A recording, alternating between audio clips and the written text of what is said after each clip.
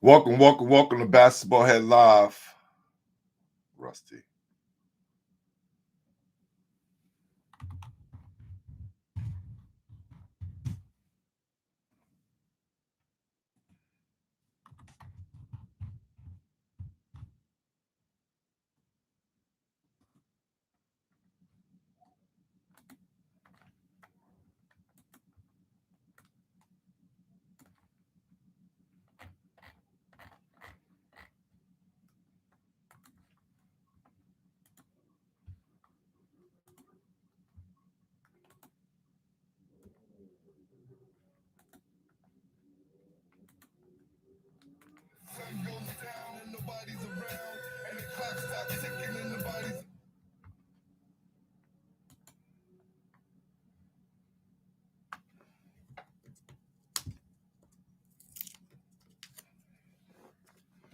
Here we are. What's happening? What's happening, people? We about to start the show.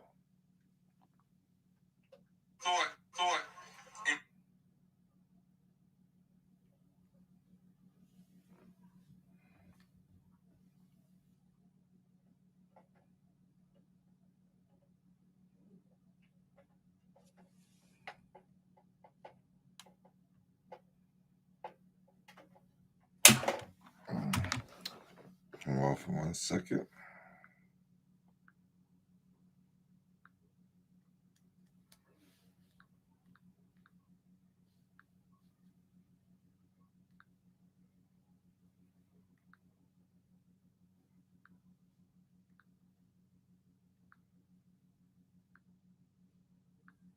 Thought, embody.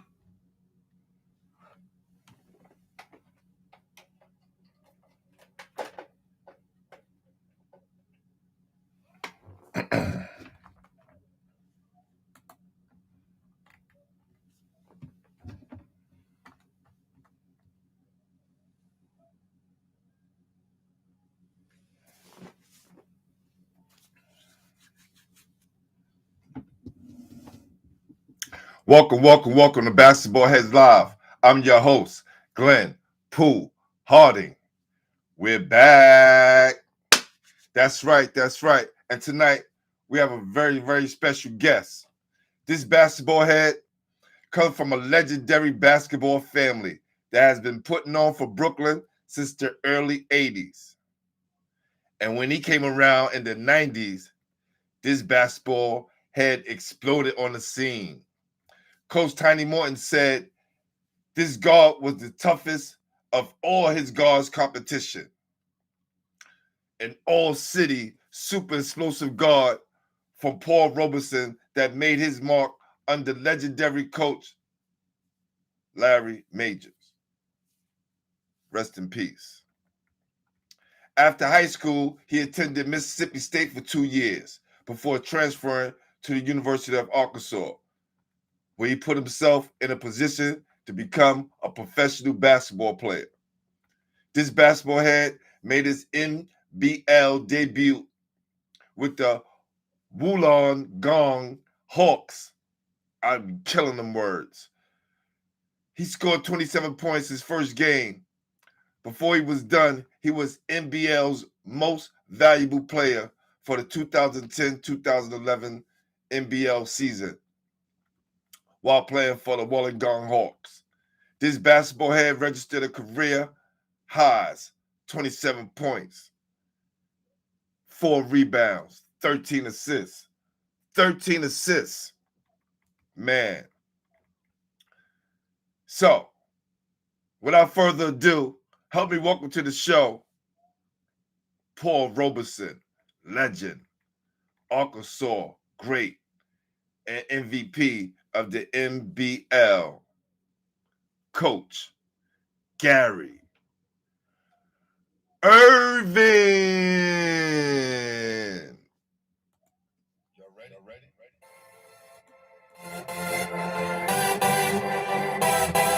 Yeah. You have just stepped into the world of chaos, where everybody goes hard. Come on, go hard.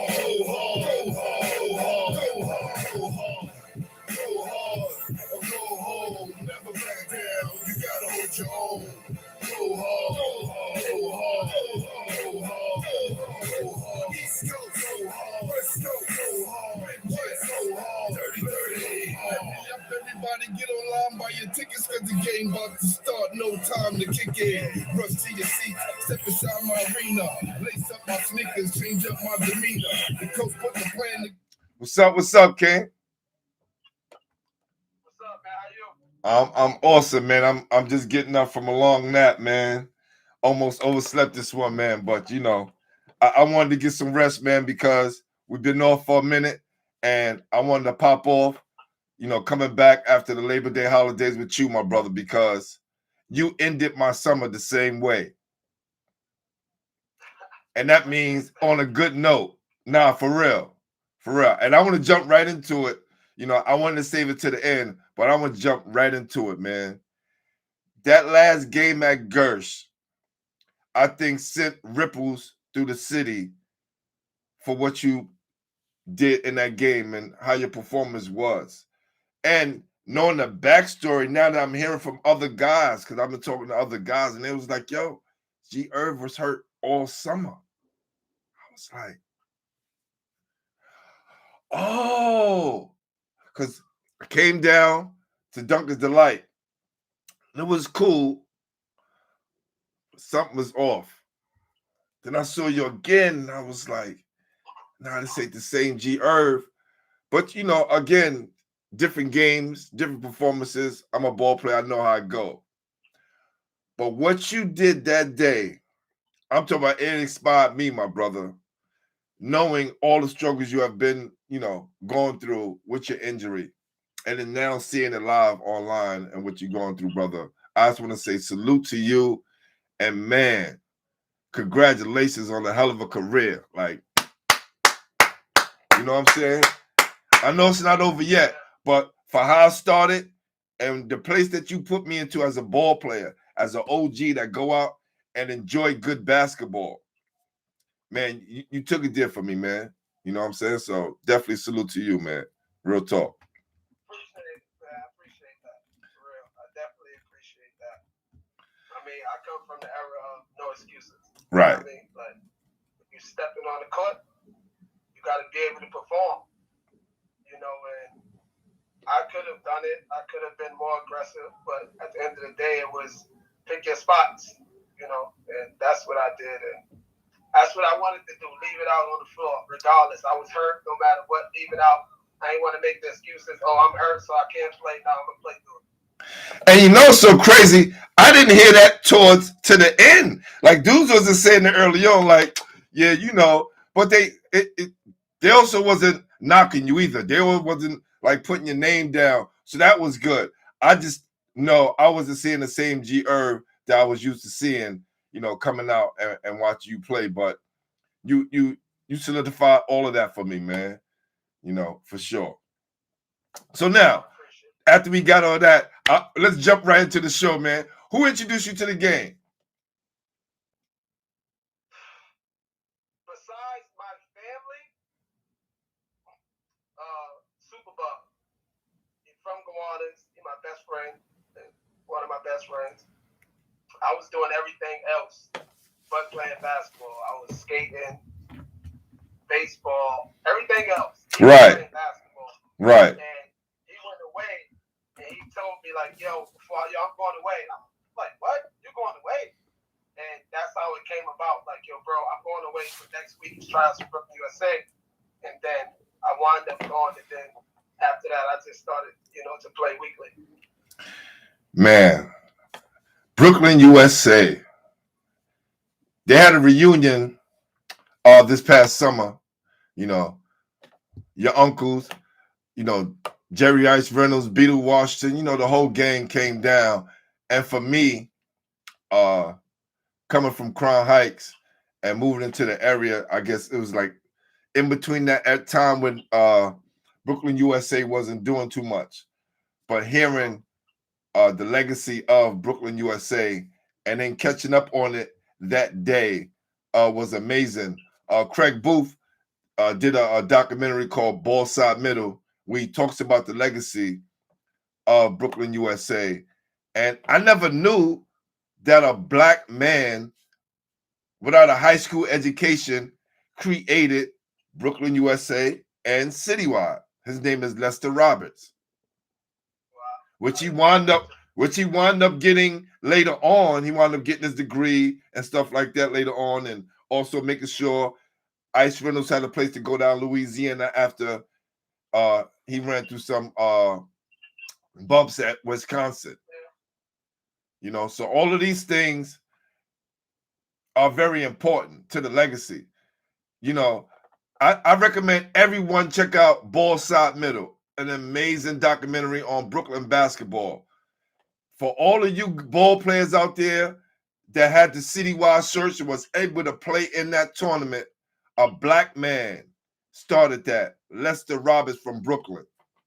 Salute and R.I.P. Lester Roberts. I'm definitely gonna check that out. It's all about knowing your history and what came about. So I'm definitely looking after that. And your uncle's a part of that, so you know what I mean? Like, which is crazy.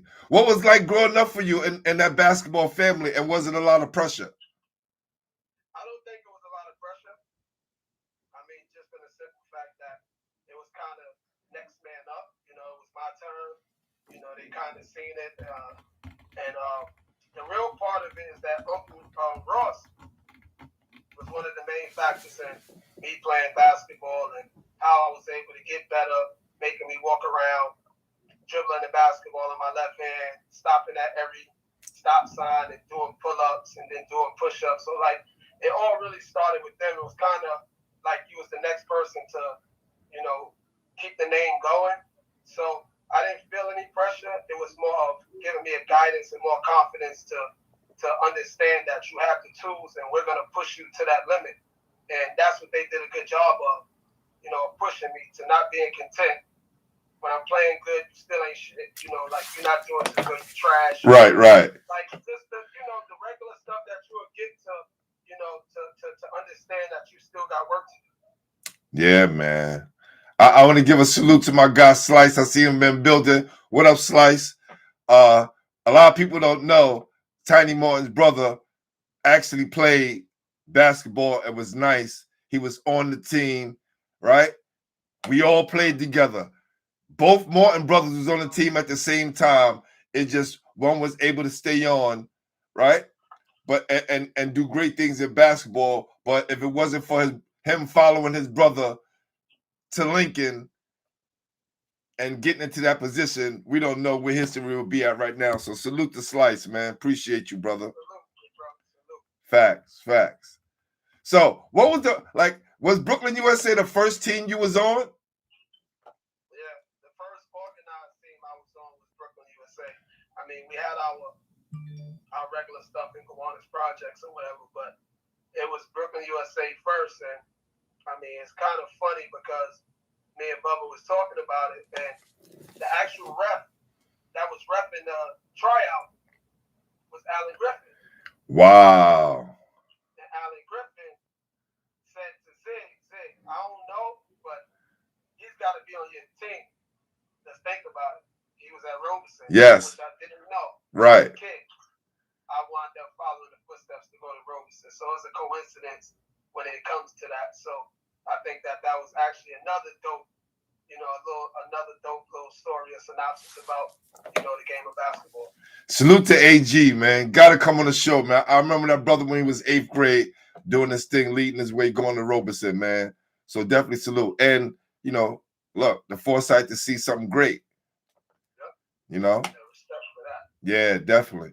What was that first game like, G? Like, do you remember that first game, the actual first game you played in, you know, during the structure of organized basketball with referees? I mean, like I said, I've done it before. Like in Kiwanis, you know, we had organized referees, but it really wasn't a league. It was like Kiwanis, they play one side versus the next side. Got you. Like that. But I mean, it was always a shot. You know, I mean, I started at like 10 years old, 11 years old, but I knew I was a competitor. You know, like I played baseball, so I played an organized sport. And at the end of the day, like, you know, it was just about all of the practices. So we practiced a lot before we played. So it wasn't too much of nerve-wracking. I was one of those guys we pressed. I'm energetic. I was athletic as a young kid. You know, like, so I was able to kind of fit in. So I don't think it was a struggle. You know, from me remembering, it was more of and excitement, go ahead and go out there and play. Yeah, my guy Rick Combs, who's my OG, he said, man, I always tell this guy, man, he was gonna be like the next Russell Westbrook before Westbrook, actually took off. This guy was doing that in high school. And I was like, damn, you right. Right. And this, I always say this, man. You get a lot of guys, we have some explosiveness, but you had the explosiveness, quick, smart, high IQ. A lot of that couldn't go on because a lot of guys only know how to play at one speed.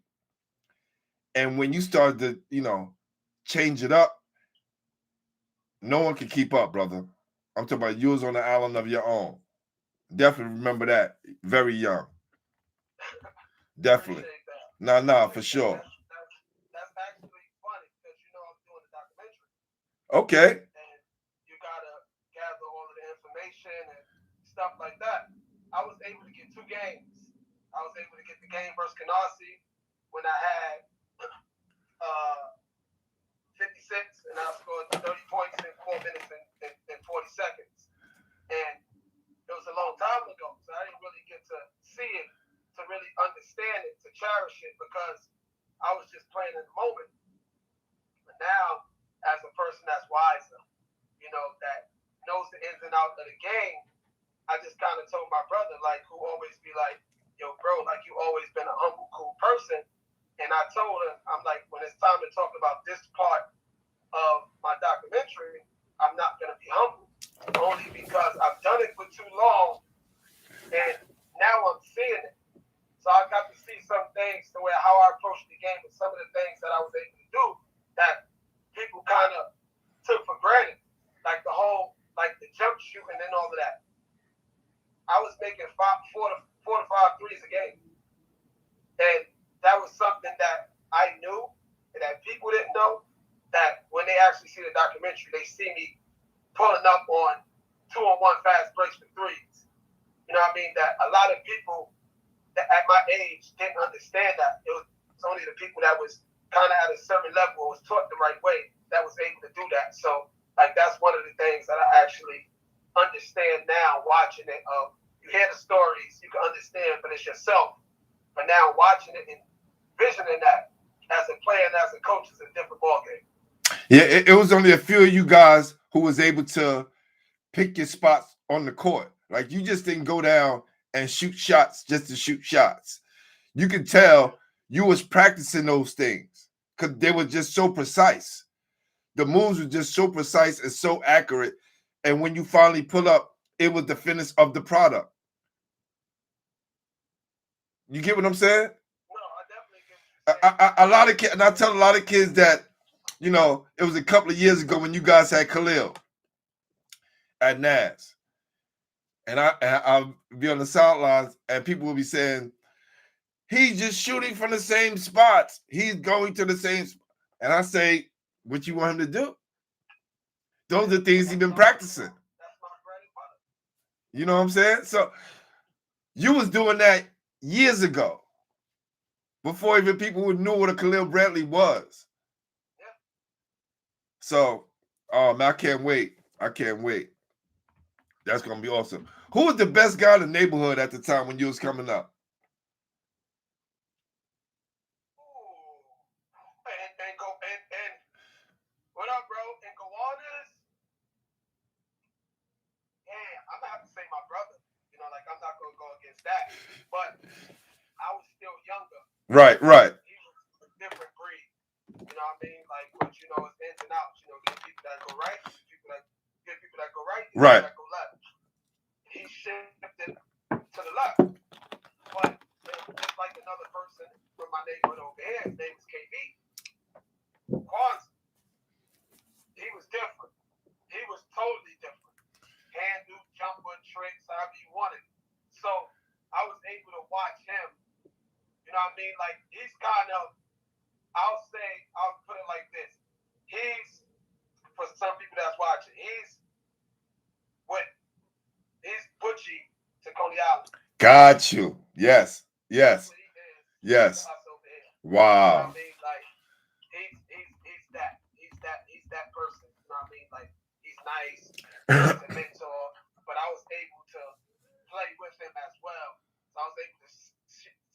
steal some stuff, and I was able to play alongside him and let him allow me to be who I was. Because you can play with older people, if they're not going to allow you to be who you are or what they see, you know what I mean, you can kind of shy away from that. So, like, he definitely was that person around here, like, growing up.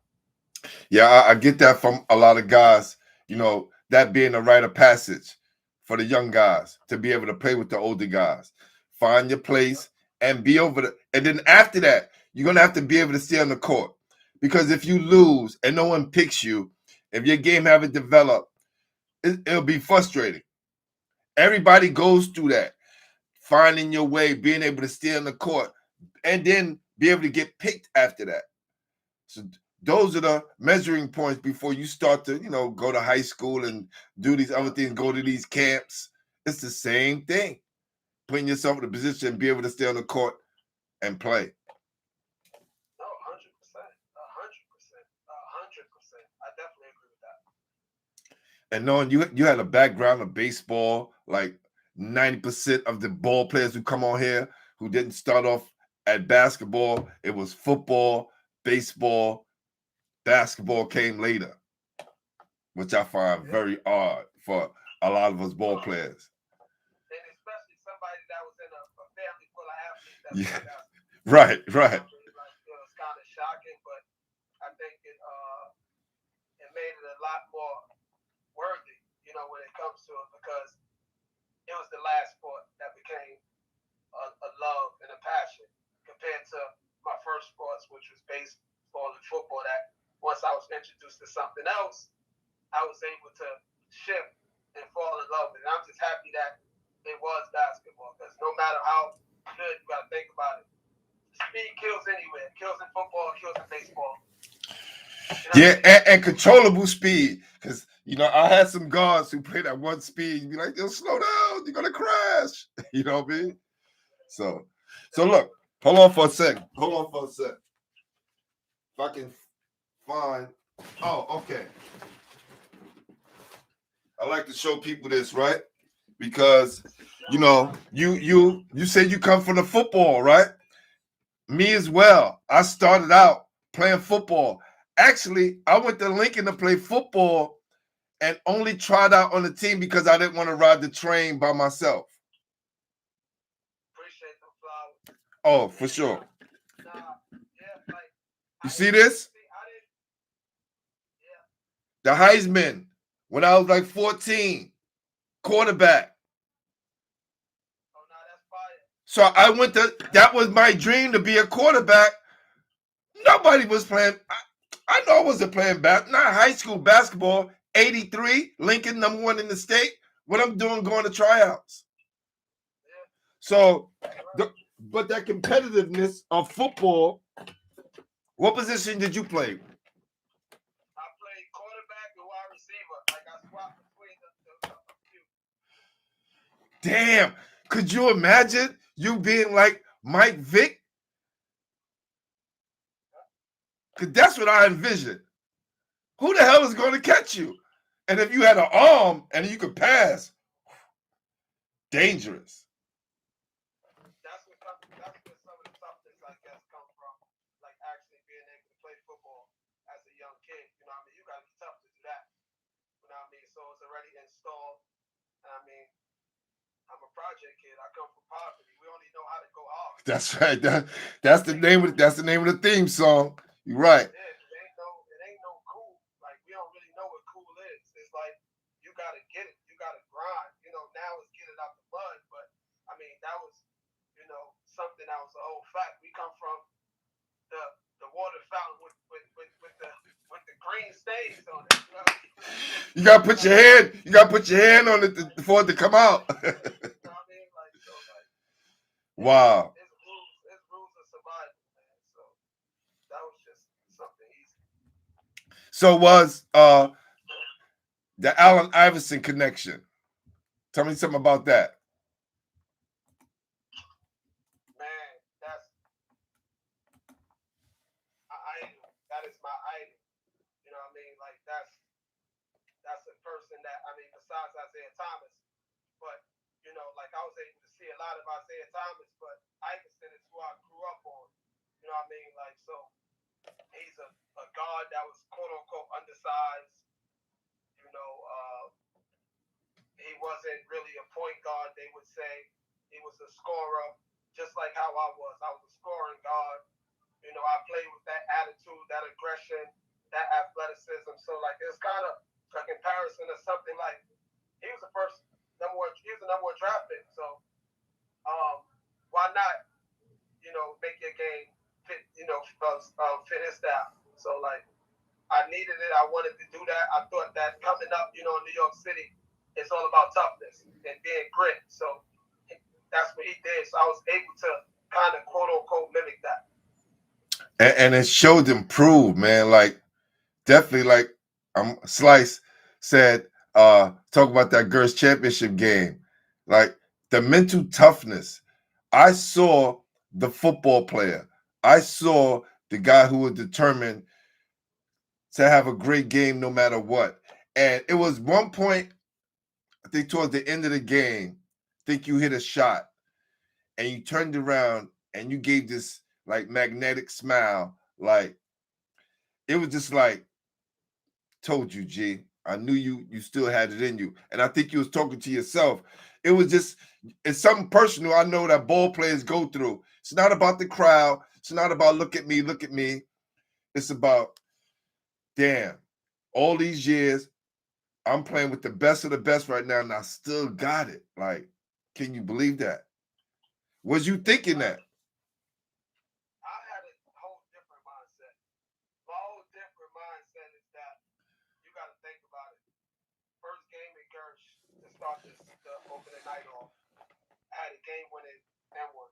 Yes. So it was more of not thinking I can fit, because I know I can fit. Like, I still believe and know that I'm one of the best players, period. Yes. Like, that's my mental confidence. That's who I am. Like, I'm physically fit to play the game of basketball still. But it was more of, I took a back seat. I didn't want to be the person that was, you know, the vet, but I still wanted to be the rookie. Got you. Nah, it was do whatever is needed to win a basketball game. I knew that I had Gino coming to our team, and he plays with the flair and the excitement. I know how to play without the basketball. I knew that I had Pop who can score. Yo, chill, do something else. You know, so I wanted to play defense. I wanted to guard the best player on the other team. I wanted to guard the person who was, you know, kind of killing. That was my mentality. Y'all do the scoring. I'm going to do everything else to win. When y'all tired, I would become that scorer. But in that actual game, well, actually it was game 2. Because game 2, I came out on fire first. Then it was more of, yo, Gary, you hurt right now. You decided you're going to play. If you're going to get on the floor, you got to handle your business. So it was more of a mental thing for me to where I'm like, you know what? It's time to turn it up a notch. You know what I mean? Y'all in the championship. We need an extra boost. Let's dance. And it so happens to be that the injury is something serious, you left it out on the floor. And I actually told Rod that before the game. I came to the game early. I made about 150 shots in warm-up. I knew that I was going to be on fire. And I told Rod at half court, the opposing coach, I'm going to kill y'all. You say Sydney left, I'm going left. With this, I'm doing that. I actually said this. You know what I mean? Like, it's just because I know where my mental space is at. Like, I was...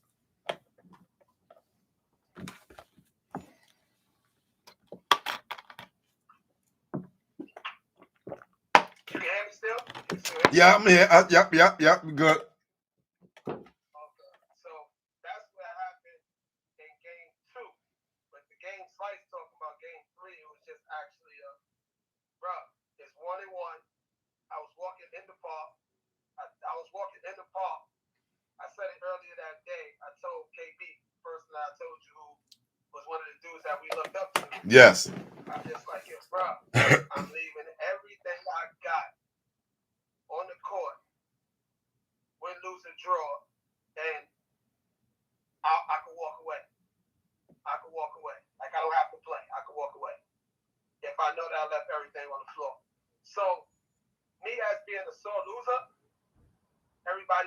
like kind of my regular self. You know, I kind of put my head down for a second. When they see me smiling, it's because I left it there.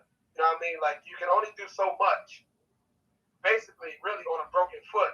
That's for starters. You know what I mean? Some people wouldn't even play. You know what I mean? So I was still able to play and perform when it was needed.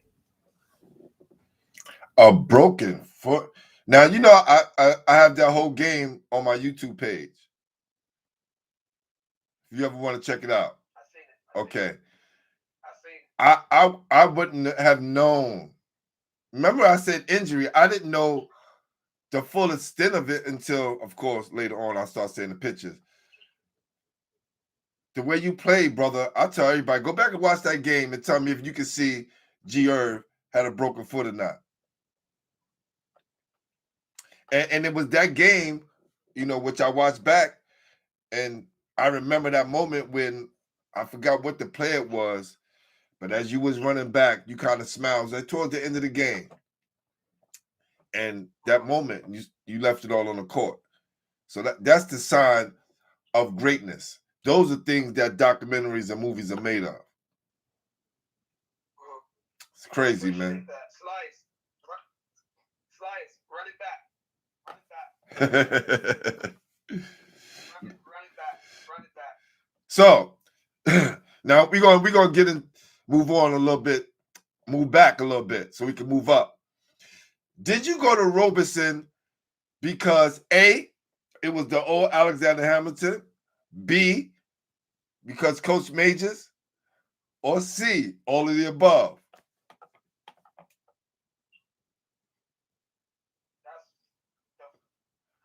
I say it's tough. Maybe not none of them. Oh. Because we wasn't really talking about it like that, like, you know, my family. Because Uncle Dre was really away and Uncle Mike was away. But I have Uncle Ross, and it was more of kind of really deciding. And I had Robeson up there, and we played a game at 258. And me and Uncle Ross was there because he's never really seen me play. I'm like, yo, come to my game. I'm a kill. Come to my game. He came to my game. I had like 50. Hold on, time out.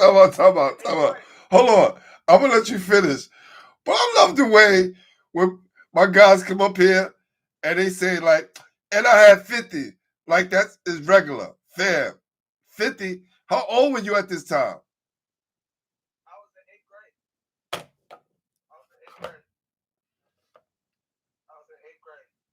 And I had 50. And Uncle Ross was there, but he was like, yo, where I was at. Remember, I was living in Gowanda, so I wasn't coming back and forth like that. Got you. Know what I mean? Like, I was away. I was like in Gowanda most of the time. So Major was roughing the game. And he was like, where you going to school at? What's your name? So now, my uncle like, what? He's like, Ervin. This is Guy and Mike Ervin. You know, this is my nephew. So and you got to come to Robeson. And after the game, he came to my house and met with the family and, you know, was kind of talking about it. So it kind of made it easier for me to go to Robeson. I mean, it was up the block. You know, it's the history of the family. You know, Major's a dope person. So, like, the rest was really history when it came to that. Let me tell you, brother. When I graduated, you know, come back to the neighborhood. I was living in Jersey at the moment when you guys at Robeson. And I used to always see Mage, you know, reffing and things. Great dude, great energy. Things probably have been different, Tiny, if he was still around. I don't know, fam. But tell me some more about Coach Majors and what he meant to you and the community as a whole. Because I know for me being an OG, seeing what he did for all of you guys and the legacy that he have is always going to live in a positive light on Basketball Heads and in my life. Shit, man. Like, honestly, like I told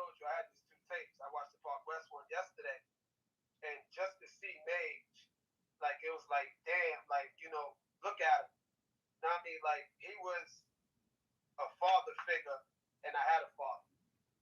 You know what I mean? Like, you look at the game, and your head coach is the one walking on the court, amping you up, passing it to you, playing defense on you with a suit. Like, it brings back everything. It shows who he was. You know what I mean? Like, he was a person that he mentored you. He showed us what it was. He brought us to college games. He brought us to college practices. Our names is out there. He gave us the blueprint to understand what it takes to get where you are. And to me, he meant the world because he believed in me. You know, like, you get a lot of kids that go to these high schools and when adversity hits, a lot of these coaches is not there in the forefront to back you up. Him on the flip side, I bullshitted as a freshman and I fell off the team. He didn't kick me to the side and kick me to the dirt. He still believed. My sophomore year, I moved to Atlanta. I went to Wheeler for like a month or two. I begged to come back home. I came home and I missed my sophomore year. So now I didn't play 2 years of high school basketball. That man still believed in me. So now when that time came as a junior, he still put the ball in my hand and said, lead my team. So that within itself is loyalty. And that's something that he installed because I live by that. Loyalty is not just a word, it's a lifestyle. And it's because of somebody like that. He was one of the people. You know what I mean? So he definitely meant that to me. And that's where my passion, my hunger, and everything else came from. Wow. Salute Coach Majors, man. Definitely a legend. New York City basketball for real. For sure. For sure. Wow. So, who was your toughest competition back then?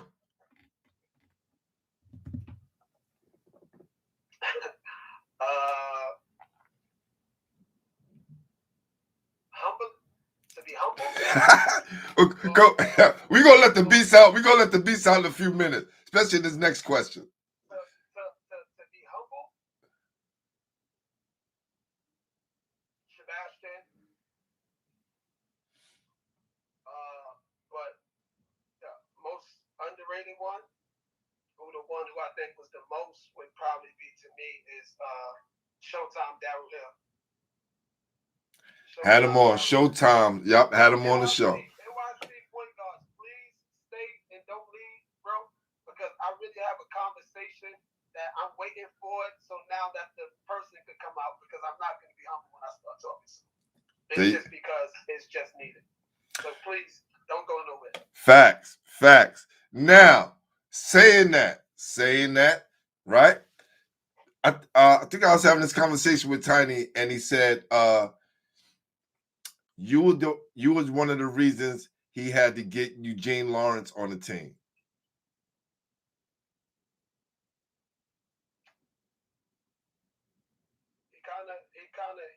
And had to get Bashy to buy into it.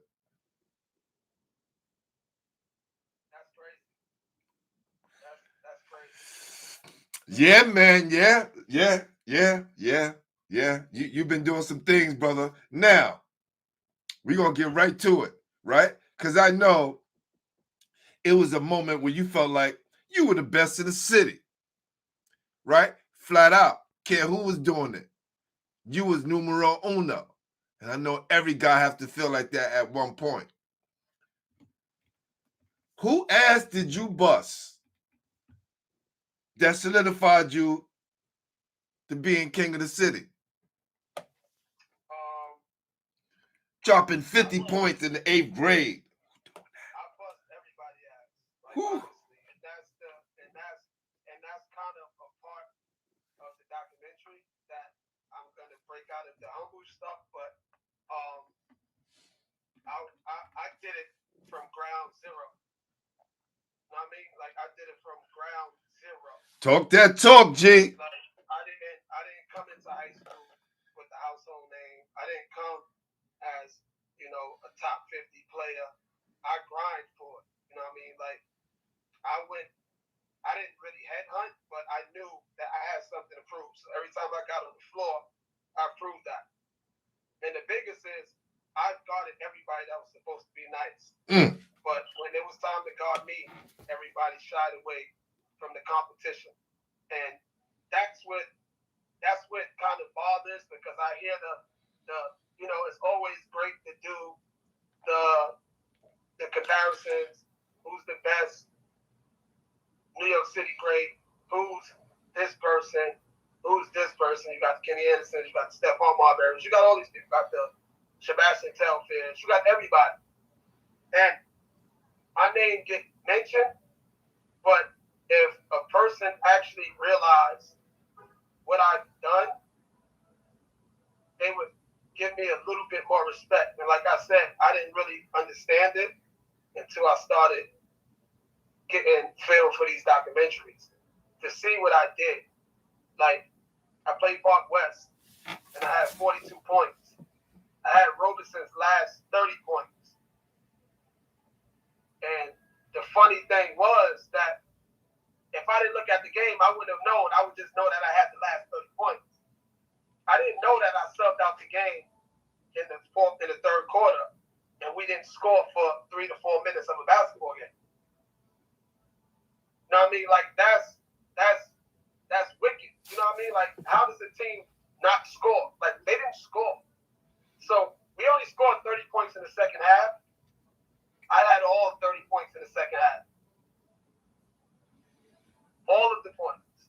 So that right there was like, bro, like, that's different. You know what I'm saying? I had 30 points in 4 minutes and 40 seconds. That's different. And that's without an all-star team. Because and it's no knock on my teammates, because I wouldn't be as good as I was if they didn't believe on me. But you can tell me which other player that was great, that when they subbed out of a basketball game, that their team is not scoring. Let alone, we was the number 1 team in New York with that team as a senior, the same team that couldn't score. So I don't get how people say people might lead better than one person. You can tip the hat off, but I think that that's leading. I made it to the championship with one Division I basketball player on one team. I almost scored 2,000 points in 2 years of high school basketball. So, like, people can't write my story or talk my name and not be respectful. Like, I really got it from ground zero and grind to getting certain accolades or getting my flowers. So I don't really, that's why I'm so passionate about, you know, what I do and how somebody speak of my name. It's more because nobody handed me nothing. I got it. I grinded. Like, hard work got me there. So that's why I talk like that. As you should, my brother, as you should. And we talk about how important it is for you to tell your story, because I shared the article with you today, and you was like, what's this? Where'd you get this from? Right? Yeah. And there's some information wrong. And I always tell guys, listen, come on and tell your story. I've taught history for a long time. I've seen history change. I've seen important information being left out of people's lives. And it's going to happen to us ball players. Later on in the future, somebody's going to document this history, because New York City basketball is probably never going to be the same again, especially the way things are changing, right? So it's going to be people that's going to be telling these stories. And I said, you know what? Instead of rewriting somebody else's history, let the guys tell their own history. This way you get it out of the person's mouth. It's just crazy.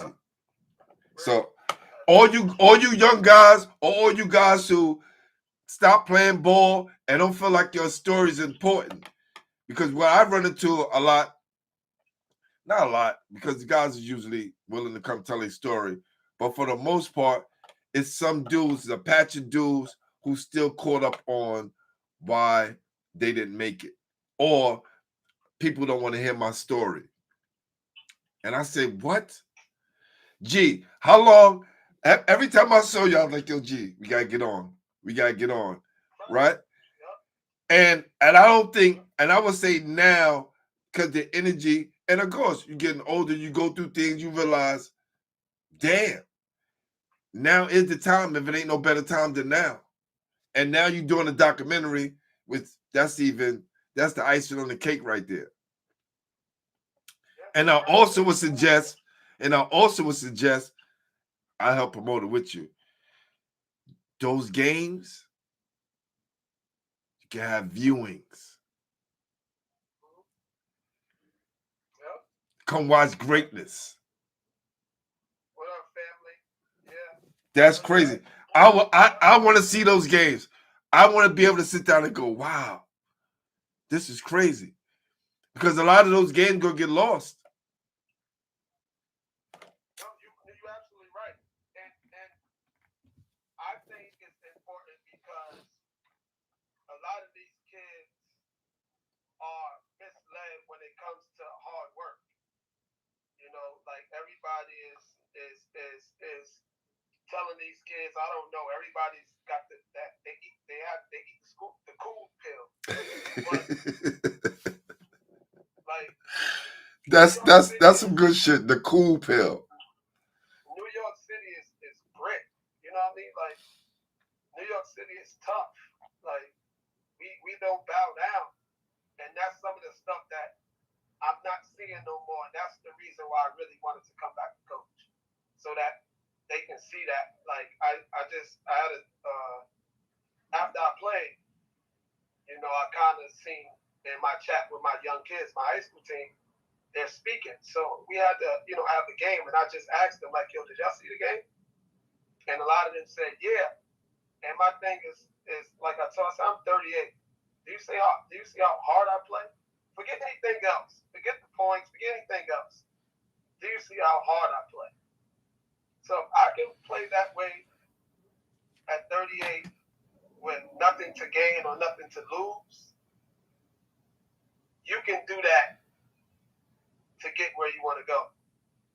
You know what I mean? Like, so I think that's what it is. And that was the real reason why I still play, is because I know that if they're able to see me do it, or they're able to practice with me, they practice a different way. They practice harder. They talking on defense. They getting down on defense. And that's the stuff that you can't really, like, substitute, you know, like, because I don't see that from my kids when I'm not doing it. So I think that's something that's really, like, big when it comes to that as well. Yeah. Not too many kids can say their coach is playing the Gersh. Yeah. Real talk. Yeah. None of their coaches are saying that they lift weights with them. They can't say they run sprints with them in practice. They can't say they practice with them. I do those things. I don't do it every day, but I do it enough to where they're able to see that. You know what I mean? Like, and that's why I continue to do it, is because they enjoy it. And that's what I'm here for them to be able to embrace that, for them to learn, for me to, you know, be that positive person. So that's why I do it. Wow. What was the recruiting process like for you? And what 5 schools did you visit? Damn. UConn was one. Arizona was the other. Mississippi State, Pittsburgh, and Alabama. It's a lot of South schools. Those Southern schools. Yeah. There was a lot of SEC schools because, you know, I played with the AAU team called Game Elite now, which is with General, ABC coach, you know, General that had Jaylen Brown and all of them. So they were able to see me. They were able to see me a lot. We went to Mississippi State camp. We played, me, Sebastian, Ramel Bradley. We all played at University of Alabama in the tournament as well. So they were able to see me a lot more. And which is wicked, and it's weird that a lot of the close schools, I never got a letter from St. John's. Thank God. Well, I don't want to disrespect it, but thank God. No, I'm just saying. I never got a letter from them, like Seton Hall. Like, I had a lot of schools that offered me like scholarships, but that was my top 5. And I know a lot of people was kind of surprised of Mississippi State. You know, I'm an East Coast kid, Big East type of kid, but I only know how to live off loyalty. That's it could be a gift and a curse. It could be a gift and a curse. But I am who I am, and I live off of that. So, Mississippi State was at every single game, everywhere, every single game.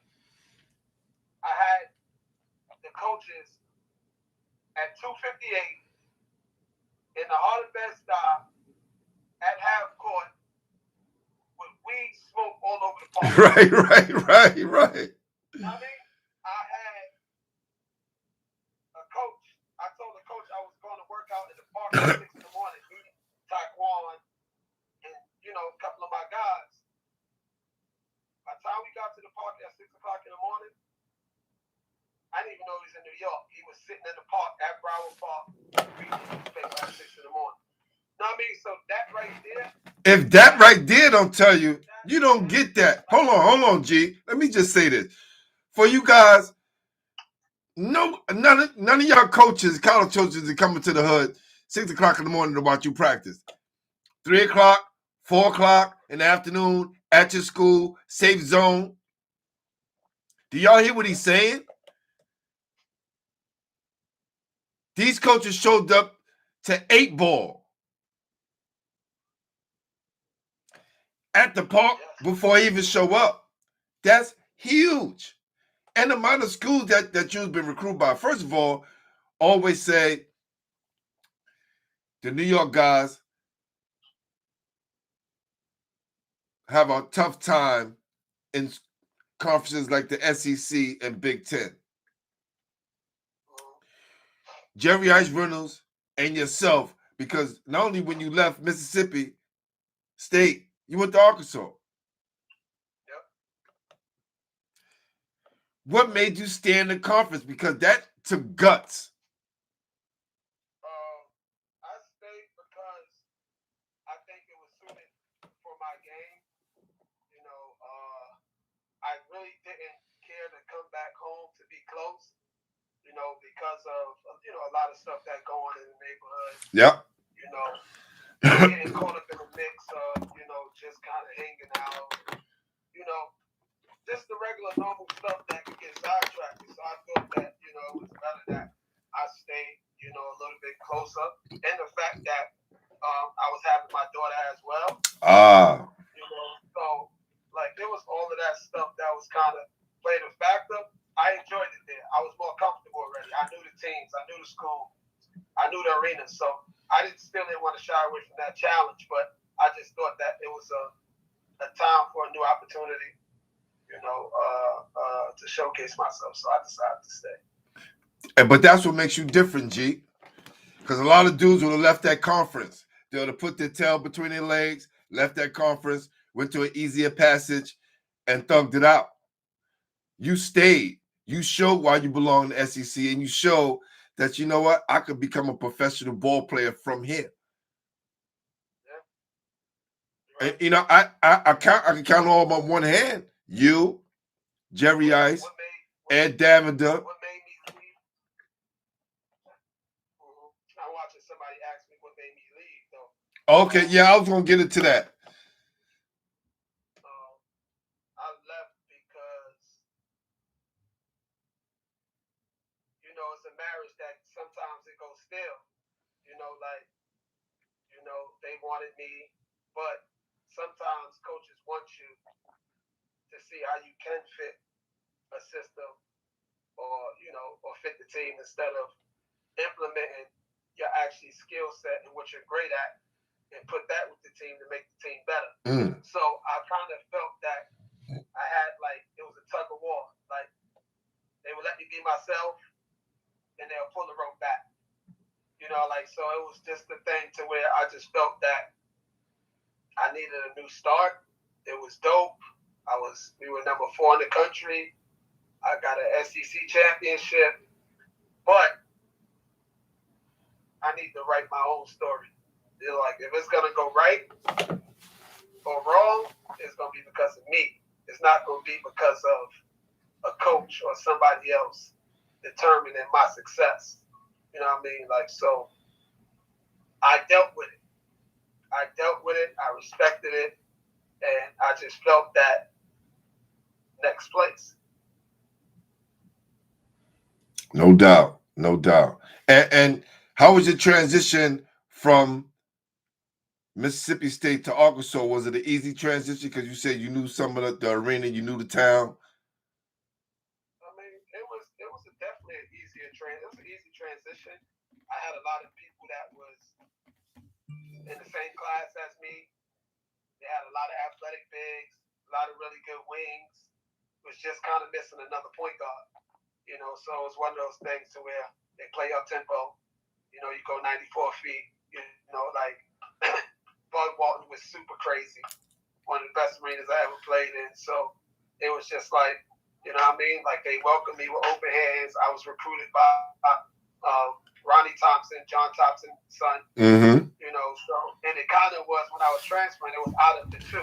Arkansas and Georgetown, in which I'm an Iverson fan. I was about to say that, right? So,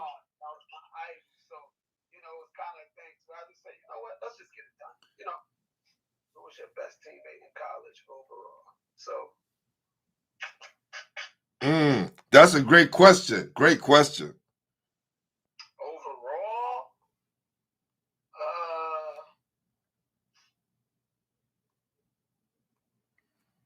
damn. Lawrence Robinson. Where's he from? He's from Texas. He was at Baylor. You know what happened at Baylor when the killing happened of the basketball player? Yes. He wound up transferring. So when I transferred there, he transferred to Mississippi State too. And dude is different. He was a different monster. 6'9", can shoot, superficial athlete. He was super elite. Like, hands down, wasn't even close. I gotta go with him for sure. That's dope. See any other good questions down here? I can't even see on my phone. This light's so damn bright. All right. You talking about? Go ahead. The wing that played with you at that. Oh, you talking about Sonny Wings?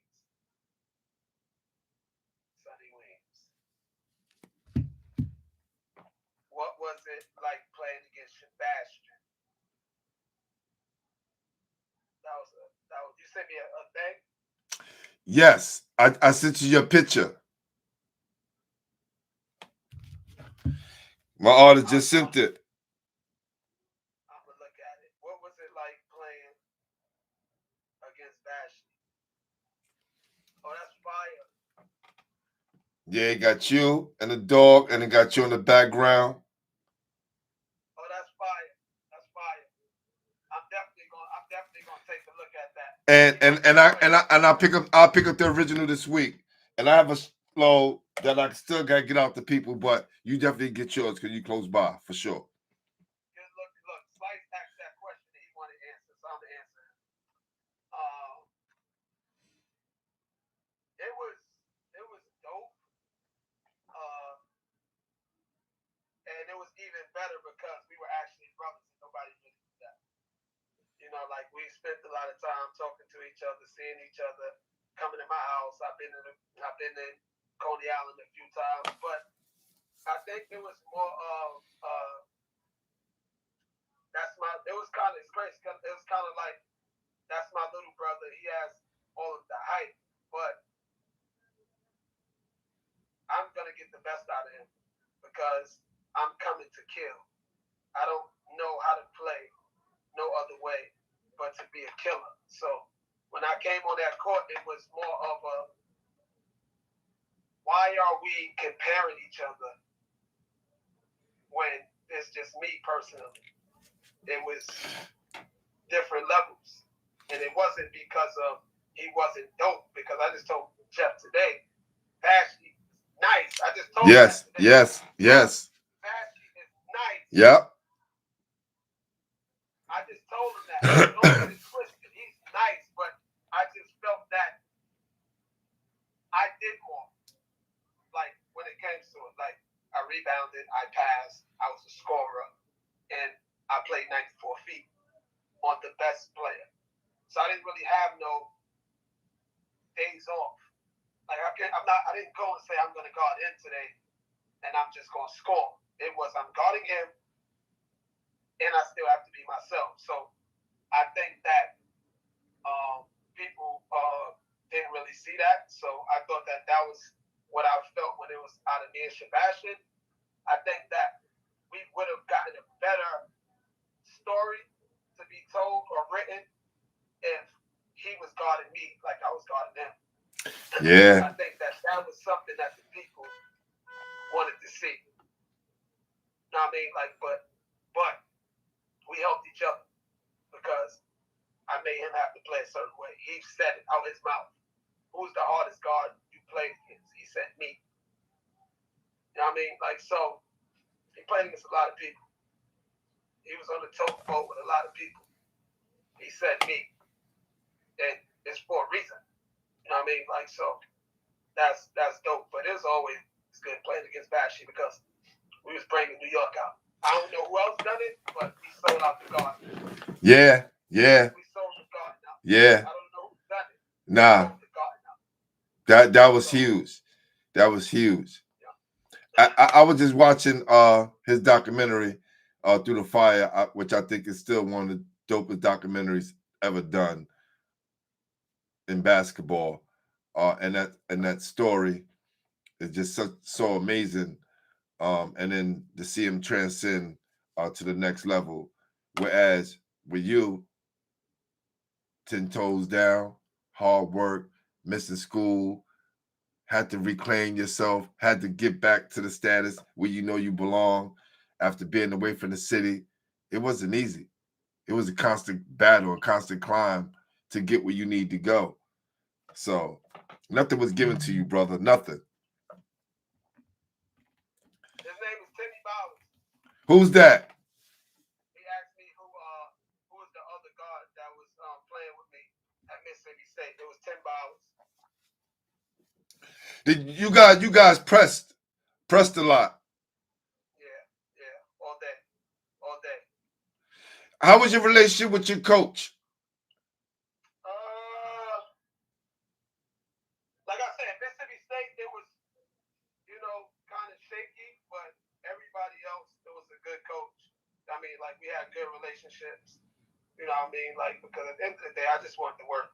And I don't think nobody, like, you wouldn't understand unless you was there, unless you see videos. I went hard in practice. I looked forward to practice. Like, I looked forward to that stuff. So, I mean, it was always good. But the coaches were good. You get, the time where, you bump head with your coaches. That's life. You know what I mean? Like, I'm seeing you every day. Yeah, it's going to happen. You know what I mean? Like, so, like, you got real life stuff going on as well. They have real life stuff. But we had a bond with our team that was dope. And I think that's what I cherished in college the most. That I was able to play 2 years at Mississippi State and 2 years at Arkansas, and our teams, our attitudes towards each other was dope. You know what I mean? Like, we really had a brotherhood. Like, no matter what, I think that was the best experiences I had in college was because of those. You know what I mean? Like, shit. Like, we got in trouble one time at Arkansas about something, and John Pelfrey tried to tell us, because we lost the game, that we wasn't going to be able to put on our Arkansas practice gear. Niggas was like, what? We not practicing. Like, we not even, bro, we didn't show up to practice. Not one person on the team showed up to practice. We've been there longer than y'all. And y'all we ain't practicing. No lie. We're not practicing. We we boycotted practice for 2 days, maybe even 3 days.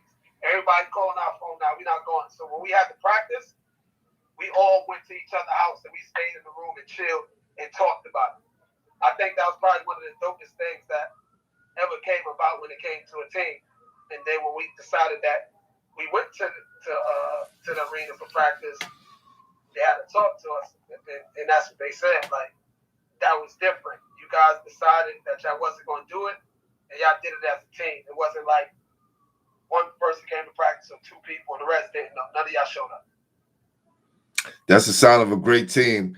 And I tell kids, if you guys want to win a championship, you guys kind of got to like each other. I rarely hear teams that win championships with guys that don't like each other, and it happens on a consistent basis. Great. You know? When was that moment, in college where you was like, I could play pro ball? Like, when did that light go off? And what game was it? Man, it wasn't really like a game or a moment. It was more of, for me, an opportunity, because I didn't have the college career that I wanted to have. So I knew that it was back to the drum board. We're going to have to grind again. We're going to have to grind. And luckily, I had those trials and tribulations, those bumps in the roads, and all that shit that happened. So it wasn't like now I got to revamp and go back from square one. I don't know what it looked like. And I think that's the difference between a person like me than a person that had all of the hype. And then once rock bottom came, you don't really know what to do. It was like, okay, rock bottom came. Okay, let's close these doors. Let's turn off, let's turn the lights off, and let's get to it. Let's dance. So that's what I really did. So I always believed in me. I just had to once again make everybody outside of my camp believe in me. How did you get to the NBL, and what was that process like? Because we know how the process go like over here, the draft and things like that. But that NBL league is tough, right? How did you guys go through the process of getting over there? Yeah, it happened because of actually a great over there. His name is Brian Gordon. He was coaching, and they needed a point guard in Australia. And they seen me play at Pro City, and he seen me play at West Forth. And he gave his number to a person at West Forth, like, I need to get in contact with him. And the dude gave me the number. He was like, a scout asked about you. He wanted all your information. Would you, give him a call? I gave him a call. We were talking. I passed it, to the agent or whatever, and shit, the rest is history, really, when it comes to going down to Right. really not knowing what to expect. It's Australia. But I went over there ready. I came home. I played 2 years in the D League. I was back to myself now. I was back to that killer. I was a scoring machine, but I was able to, learn a lot as a point guard. So when I got down there, it was, this is what I need you to do. Let's get it done. So, the start of that preseason was just crazy from jump. You came in rocking and rolling. First game, like, you came in, bags packed, ready to go. Yeah, I did. What was that first game like, and what was that arena like for you? And listen, people, when you coming from the SEC, he's already used to the big arenas, the crowds. So what was that Australia vibe like? Australia was crazy, but I think that the easiest thing was, I won't say the easiest because it's at home. You got a lot of expectations. They see what you're doing in preseason. You get different schemes now. So you don't know what to expect. And the crazy thing is, I had a broken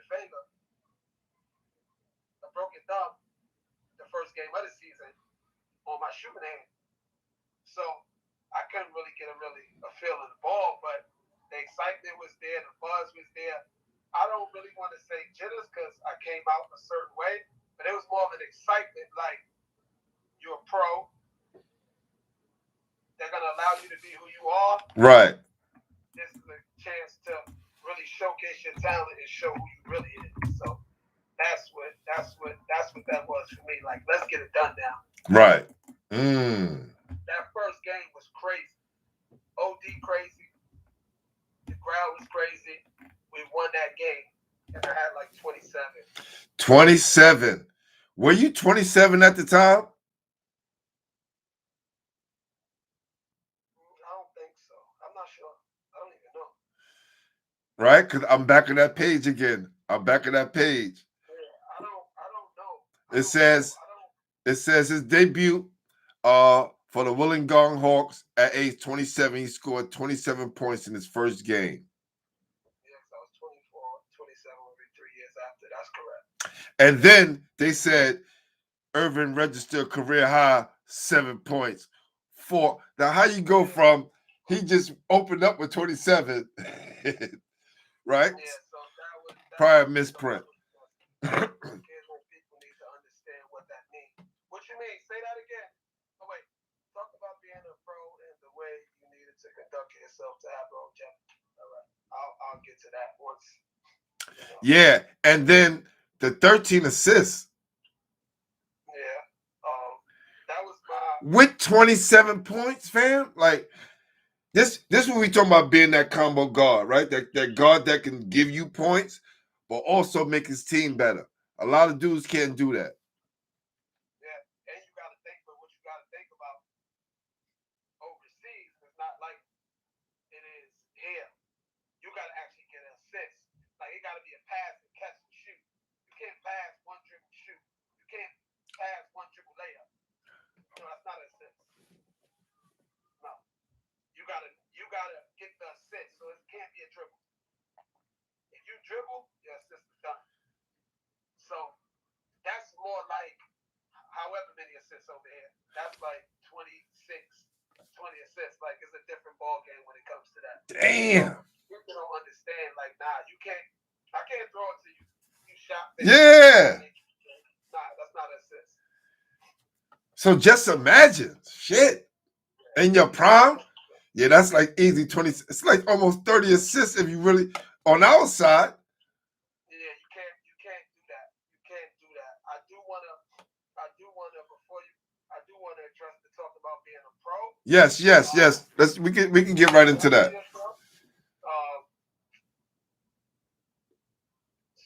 I think they gotta teach you that. You know, that's not something that just comes with, just playing basketball. That comes from your background. That comes from your parents. You know what I mean? To conduct yourself a certain way. You know what I mean? Like, it is knowing the game. You know, like you got to know the game, and that's the biggest thing I try to teach people is that you got to treat others with respect. You know, especially in the game of basketball, because injuries happen, bad games happen, and that's usually stuff that you get cut from. You get cut because you play bad 2 games in a row. Injuries, they sending you home. You know what I mean? Like, so you got to be disciplined. You got to be a really good teammate. You got to do all the small stuff. You got to be at practice early, leave a little later. You got to do stuff with the team and not be standoffish, because when it comes to you playing bad, you're going to keep your job because your teammates going to go to bat from you. Got a bad attitude, your coach is asking certain stuff. Yeah, you playing bad, but nah, keep him. And that's what I prided myself on was, and it wasn't like a fake. I'm a genuine person from jump. You know, like, so I'm going to be a certain way. And it's kind of hard to teach, but it's easier for me to show as a coach. You know, it's easier for me to explain. And the craziest thing as a coach now is that you have parents that's younger now it's a little different. Like in my generation, we had older parents. Yes. Couldn't curse. Yep. Couldn't be outside. You couldn't do the silly stuff that you can do now, and it's a little different. So if I'm a parent now, in which I am, and if I wasn't a coach, I'm gonna send my kid to a person that has the blueprint. And the blueprint is, oh shit, like when it all fails, he's gonna give my son tough love. He's gonna make him a better person. But he knows what it takes to get there. He's not promising my son that I can be him, but he will show my son where to go. And that's the biggest thing that now in which I see is that a lot of people shy away from that. They shy away from that. They want to go to what people heard of and not to where they're going to make my kid something special. I'm not going to say might not be it. I might not be able to get into the NBA. I can help him get a free college education. You know what I mean? Like, so that's the biggest part. But I kind of see that when I see the whole, asking about how you conduct yourself in longevity, that goes with it. If I send my son to a coach that doesn't have respect or do certain stuff, my son is going to do that. Yep. He thinks it's okay. He's watching an adult do it. So that's why I am a certain way. I can't say I was always like that, but I know what it really is. I know what it takes. When are you coming on my podcast, man? Just say the word, bro. Just send me the stuff. That's right. How important are veterans, overseas? Do they kind of bring in the younger guys and acclimate them to the pro league like they do over here in the States? They do a really, really good job of that. I mean, depending on what you is. So character is basically what it is. High character, bro. Nobody's gonna remember your game unless you're a top 50 great or whatever you want to call it. They're gonna remember who you are. Character is the biggest thing. I tell my kids that all the time. It's about character. Nothing else. It's about character. The true definition of your character is gonna show when adversity hits. Some shy away, some take the challenge and bust through the brick wall. Who you want to be? Pick a side. You want to be this person or you want to be that person? Just understand the people that you see on TV, they grinded from it. They didn't just wake up and say, I'm in the NBA. Oh, I'm going to college for free. Oh, I'm top 50 in the country. Nah, that started now. Yep. They don't start when you were a senior. It starts early. You know what I mean? And I think that people don't really understand that. And they need to. And if you're not telling these kids that, you're cheating. You're cheating and you're hurting them. And we see that. Yes. You can see it.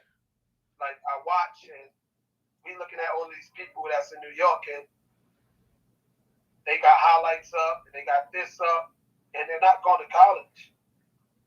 They're going to JUCO, they're going to prep school, and after prep school you don't know. And it's because of certain situations. That's what we're talking about. The character. I don't want to win a championship. That's not my goal. Right. My goal is to get you to school for free. And you learn everything, if you learn all of these stuff that we're supposed to do, discipline, your character, hard work, being a great teammate, everything like that builds into being a championship team. And that'll actually get you to college for free. That's what I want. Yeah. That's what I want. Yeah. If I never win a championship, but all my kids go to college for free, I won. I'm the winner. So that's why. Yeah, I always talk about Rob Phelps because I just know his stats of having a 99% tile of all his kids going to college. All his kids that play for him go to college. And the one kid that didn't go to college, I know who that kid is. And that it was that kid's choice not to go. Right? So that's a win within itself.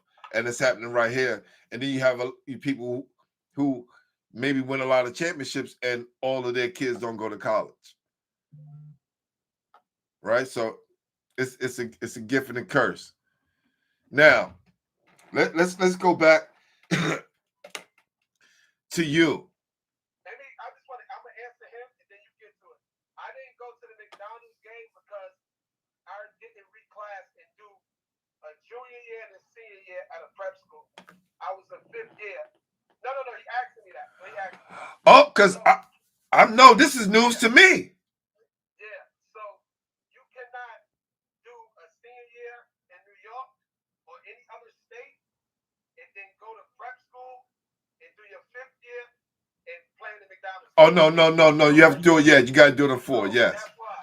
Yes. Hamidou Diallo was top 20, 15 in the country. He couldn't play in the game. So yeah. Yeah. Same thing with Raleigh Akins. Same thing with the kid Jalen Johnson that just went to Duke. That was the first round draft pick. You cannot do that. So that's the reason. Very, very, very true. Did you know Ross Strickland didn't play in the McDonald's All-American game because he didn't go to the last 5-star Holmesdale? Yeah. I didn't go to 5-star and Howard Garfield still gave me my vote. Me and him sat down at prep school for dinner with my family at an Italian restaurant that was super dope. Then that probably was your key because they kept Ross Strickland out of the McDonald's All-American game. He was like, yo, G, I just came back from killing everybody in the country. I didn't feel like I had to go. Like, I think he stayed and went to go to hoops and played something like that, and they pulled him. And you still got your vote. Salute to Howard Garfunkel. Wow. How was your experience at 5-star? I never went. So you didn't go at all? At all. Now, Raw went before that. He went before that, but you know that last session, if you don't go to that last session, you don't make the McDonald's. And that's the politics of the game. No, I didn't go at all. Wow. I got my votes.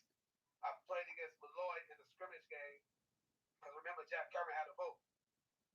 I played against Malloy with Sunyata Gaines and Marlon Smith. We had a scrimmage game before the playoffs. I had 60 at Malloy. True story. One of my teammates is in here. He told Coach Major in front of me, you're getting my vote. I voted for you. Right then and there. Yo, G, what's the most points you ever scored ever in any kind of game? I think it was like 63. But I had a lot of big games in high school. And I had to do it. Mays told me that I can't do it versus the average competition. If you want 50 and you want to play a whole game, you're going to have to do it versus nice people. Do it versus Lincoln, boys and girls. But if we playing bad teams, he's not allowing me to get no career highs at all. Yo, hold on, fam. 2 quarters.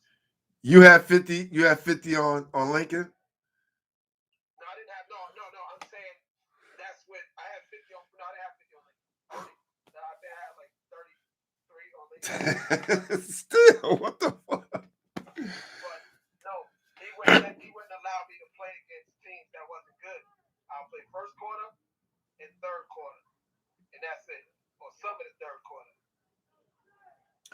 Now, with all this experience that you're gaining from, early on, high school, summer leagues, the camps, college, all of these things lead you to be MVP of the NBL. Like, I don't think people know how big that is.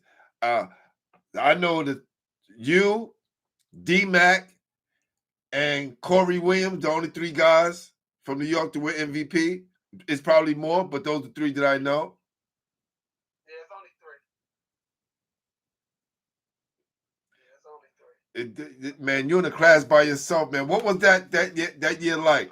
That MVP run, and to be like the leading scorer, like you did some Michael Jordan. Shit, I let it in assist too.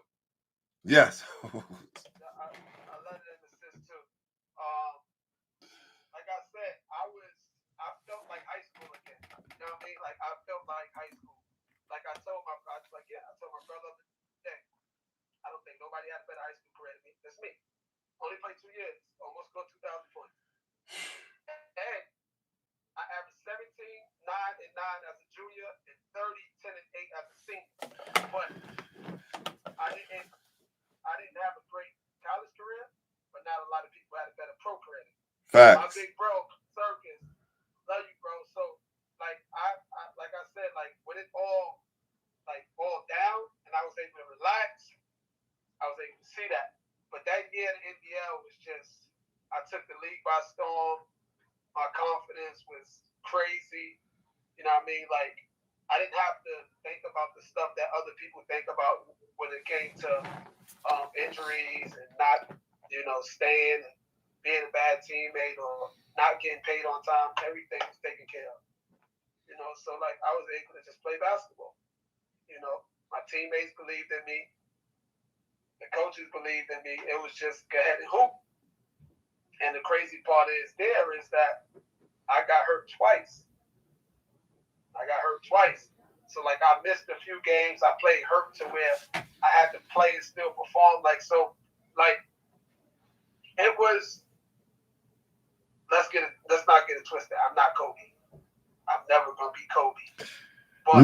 But to us, UG Irv. That's just it. It's New York City basketball. And what you did at Gersh showed us you was built to play hurt in big game situations. So this is where it come from. So talk your talk, G. I'm saying when I say that is that's who I was mentally. Got you. Like, I'm playing injuries. I'm not sitting down. No, not happening. I'm hooping. I'm playing. Oh, hurt? I'm playing. Like, so that's when I said I'm not Kobe. But I had to have that mentality to lead my team because I had no choice. You know what I mean? Like, so it wasn't LeBron. It wasn't Melo. I played with LeBron, not Melo.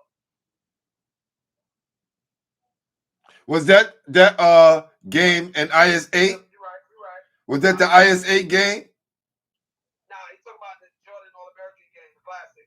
Okay. He was asking me what Melo said. I got a relationship with Melo. You know what I mean? Like, so, like, he tried to get me to come to Syracuse. But I told him, I'm not going to Syracuse. You're about to leave next year, bro. Like, what I'm doing in Syracuse, I ain't going to play with you. You know what I mean? Yeah, and plus, guys at Syracuse don't leave any better. If you go in nice, you leave it out nice. But I don't think people at Syracuse, that's just my thing. No, that's a fact. That's it. I mean, like, you're right about that. Yeah, been watching this thing for a minute, man. So now at that highest point, was that like the highest point? You playing at, besides the NBA, the next highest level of basketball in the world. Yeah. Yep. Get what I'm saying? Like, people need to realize that. Was it a time when said, you know what, I could do the same thing in the league? I've always felt that way. Everything is about time and opportunity. I mean, it goes hand in hand. It just didn't happen that way, but I was able to play against, them in Pro City, play against certain guards, and I was whooping their ass. You know what I mean? Like, I played against Chris Paul and I whooped his ass. I would have loved to see that. I just have a thing against Chris Paul. No disrespect, Chris Paul, but I can see you kicking his ass. And I don't think he can stay with you. Nah, I love him, but I think out of all of them, I mean, like, like I say, games evolve, and, in the NBA and stuff like that. Some people suit it, some people not. So, like, I don't really, like, walk around with my head down because because it actually was beneficial to me because of my personality off the court. I wanted to be that person. Matter of fact, Walter was there. Walt was on my team when I bust Chris Paul out. But I wanted to be myself. You know what I mean? And sometimes you can't go to your neighborhood and be yourself. Oh, you're in the NBA? Whether you make the $1 billion or Yeah. $10 million, Yep. So you can't. I'm normal. I want to be able to walk and go and do some of the stuff that I want to do. So, I mean, as much as I wanted to go to the league, maybe it wasn't my plan with God because he already knew. That's right. It was definitely going to be, a different ball game. You kind of know that once you get older. And I just really didn't decide. I didn't decide or didn't think like, damn, I want to go to the NBA still. It was more of, I want to feed my family. I want to enjoy what I love to do. And now I'm to the point to where I'm exploring different countries. You know what I mean? Like, so I think that was just my story. Wow. My story. That's crazy, man. We done went from Brooklyn around the world and back because you played in other countries as well, correct? Yeah. I played in five other countries. I played 5 years in Australia and 5 other countries. Did you pick up any languages anywhere else? I kind of said a few. I was able to understand them.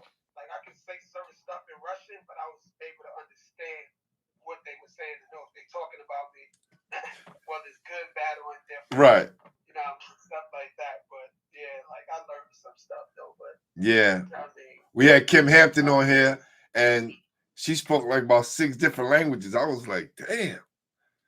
Yeah, that's crazy. I thought that was phenomenal. I only speak English and Brooklyn English, so salute to those people who speak different languages for sure. So now we're gonna wrap this up, man. Like, you started out at NAS with Tiny, right? And the assistant coach, and then you left and you took over the program. How has it been for you? And how do you guys look for the years to come? I think it looked just how it's supposed to look. Like at the end of the day, as you get older, you just say to yourself, God's plan. I'm about to pick this. It seems like this is going. Hold on 1 second. Mm-hmm. Like I think everything is God's plan. You know what I mean? Like that's how I feel. Like our first year we wasn't so good. Our second year, which was last year, I've been in the pandemic. You know what I mean? So I didn't go out to recruit. I didn't quote unquote not recruit. I didn't go see no players. It was more of what's in the school and what's coming is what we're gonna deal with. And that's what I dealt with. I dealt with that. So last year we was able to have we went to the semifinals. This year I bring back majority of my players, and I think that we have a chance to be a whole lot better. But I don't want to speak too early or say certain things. I allow it to develop, and the years to come we're gonna be nice though. I can't tell you that part. That part we're gonna be nice, and it's only because I expect a certain level. We gonna grind to a certain level, and you know what I mean. Like I'm gonna get kids that's gonna buy in, that want to be there. You know, and I think that's the biggest. And you building a culture there, whether you guys are working out, whether, Isaiah is doing his tournament there, there's always basketball in the building. And I think there's a lot that kids can learn from, and just keep surrounding those guys with good ball players and great basketball minds. And program's going to be one of the top in the city, man, for sure. And I definitely have somebody that's by my side. His name is Mike Camacho. A lot of people don't know because he don't really be outside and in the forefront, but he knows his shit. He's great for the kids. He's very positive. You know what I mean? Like he brings a lot to the table. You know what I mean? Like, so when it grow, every success that we get, it's not gonna fall on me because I'm not that coach that that wants the limelight or respect. Nah, I want the same respect you give me, give him. I tell my team that. Same respect you think you're going to give me, you're going to give him. The same credit people outside need to give me as a coach, when success ends, give it to him. Because you as good as the person beside you, especially when it comes to coaching. You know what I mean? Because I could be watching certain stuff, and he's doing the stuff behind the work, behind the table as well. You know what I mean? Like, so that's how I look at it. But for that shot, I'll talk about the game winning before we get off. Before he asked me the last question, bro, that shit, the shot was, like I say, certain stuff is written. I'm not gonna speak the name, but I had an ex. We talking about game one? No, he's talking about the game one in Pro City. Okay.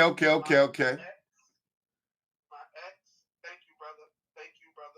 My ex, we was talking. I said, I'm gonna hit the game winner tomorrow on my birthday. I told Jeff that, and it's just so happened that in overtime I hit the game winning three. Like, so it was kind of like I told you. Like, that was the more of the excitement when they see me jumping down at Pro City. It was more of a damn, like, you said it, it happened. You know what I mean? Like, and I think that's been the dope part about everything that's going on. I said I'm gonna be a head coach. I said I was gonna be a pro. I'm a pro. You know what I mean? Like, so everything is like falling in place. You know what I mean? But when it comes to that shot bell curve, that was, in all honesty, a call. Like, because I ain't have to pull up for the three. We had enough time. Like, I could have got to shoot a pull up, but it was just more of let's knock that shit down. And for the record, that game in Gersh, game 3 is gonna haunt me forever, because I said I was gonna pull a 3 and I didn't pull the 3.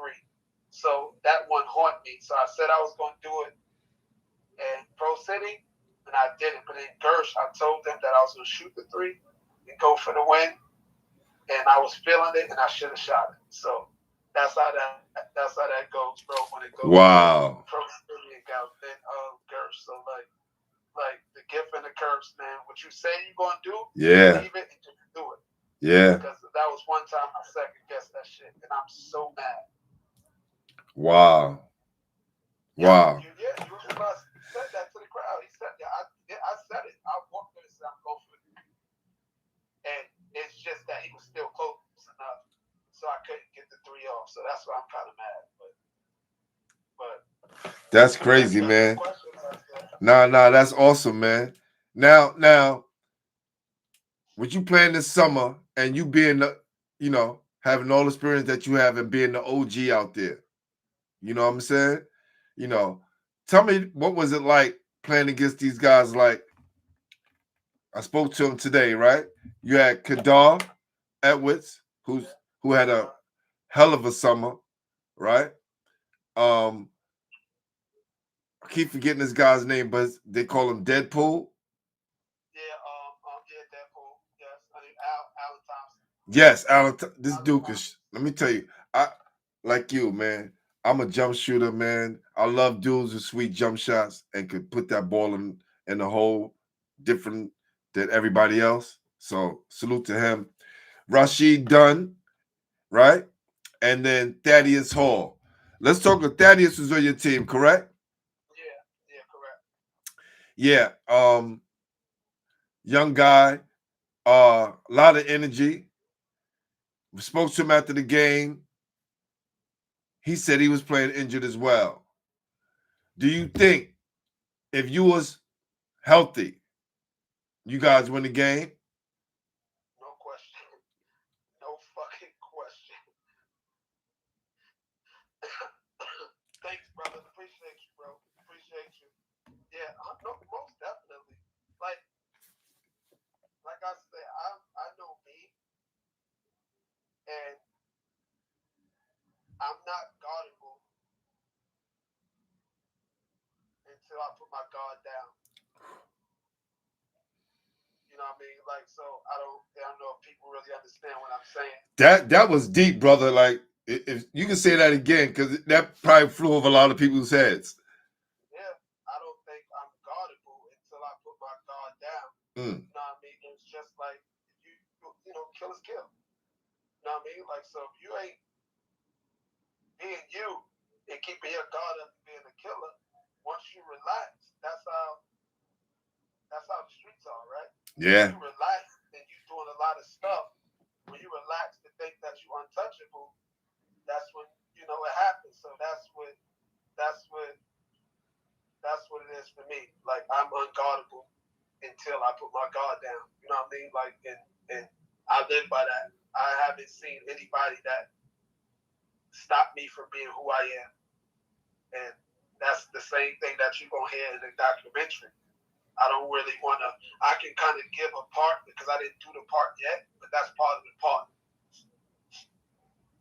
And people need to think about it. I'm going to give them this to think about before they get off is, I played 3 decades basketball.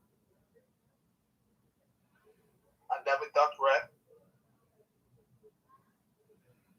I played against all the quote-unquote best on my level.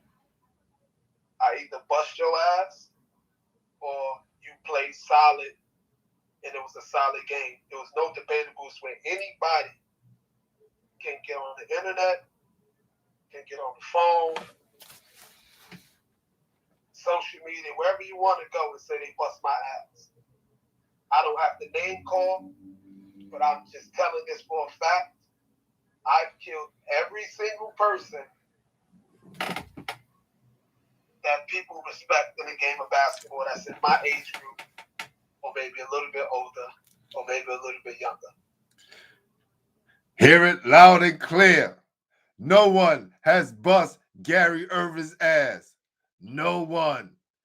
New York City point guards, make sure you do a special on my guy, Gary Ervin. Give him his flowers. Give him that respect.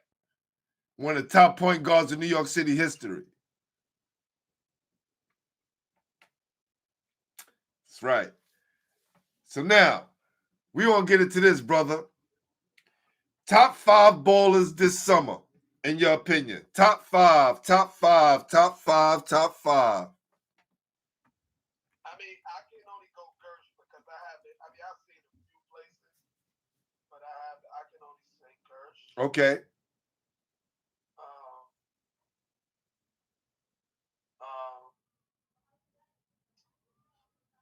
Kedoff.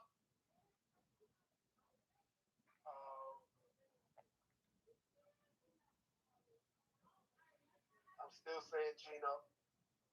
He balled the hell out this summer.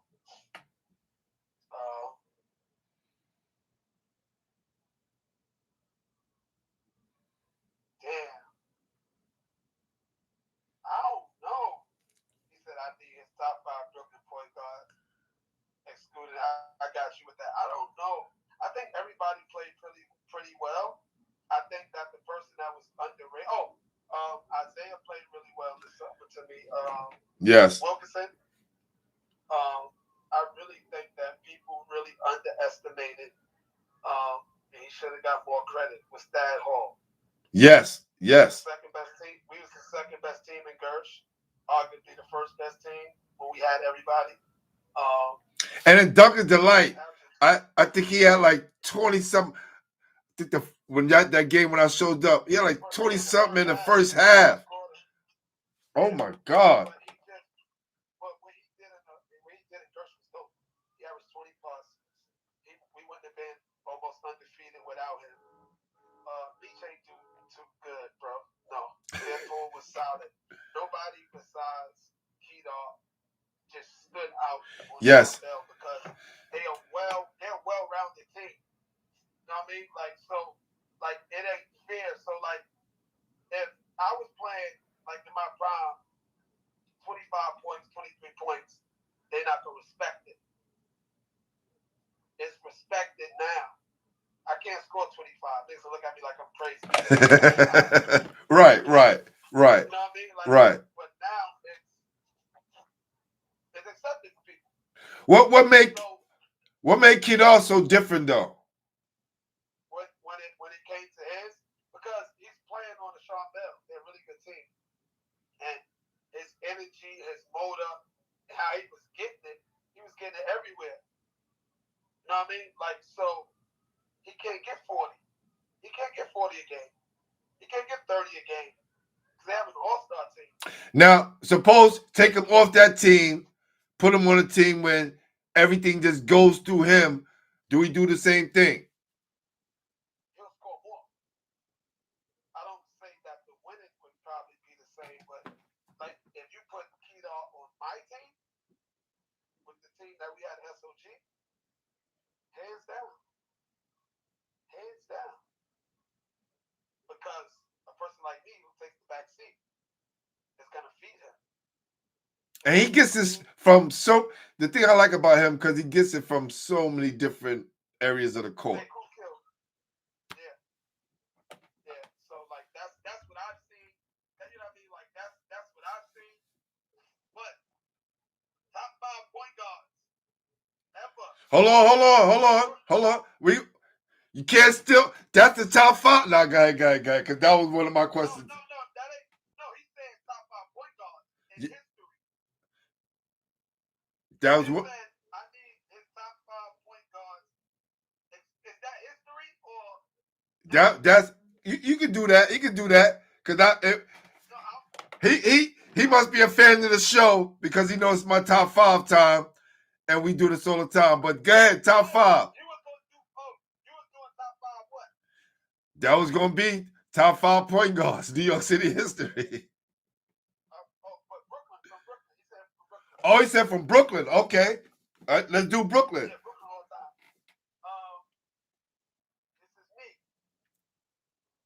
I'm going for Washington.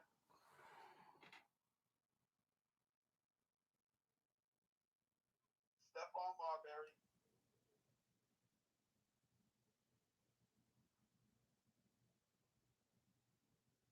Sebastian Telfair.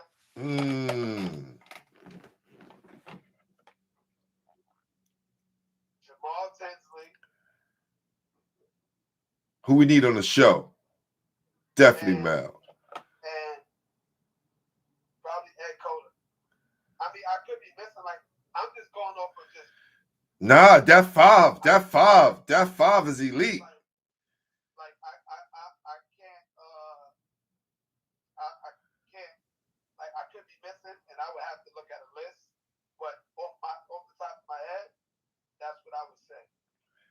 Listen, I'm going to be doing a show soon on the fact that Steven Jackson snitched out our guy Mel Tinsley on that Malice in the Palace. I'm going to do a whole show on that. These dudes talking about keeping it real and keeping it solid. And he on the whole documentary said, Mel Tinsley started the whole thing. Yo, fam, word? You going to do that to all people in New York? So I got to hold my guy Mel Tinsley down till he come on the show. That's just not right, fam. Like, you know. I'm not, no disrespect. Like, no disrespect to the Barkley and OC, because OC was dope, but my thing is, and I tell people that, and I'm not a hater, because I can't hate, I don't hate. That's why. But what I do want to say is, my era, with me, Bashy, Quincy, Gary Forbes, whoever else you want to put, Allen, whoever else you want to put, we had to do more to win. We didn't have the era of bomb squads and all-star teams. Everybody else had it. Bryce Kings had it. Rice had it. We didn't have that. Like, look at our era. How many people? We averaged 30. We averaged 30 because we had to get 30 to win. They didn't have to get 30. Andre Barrett didn't have to get 30.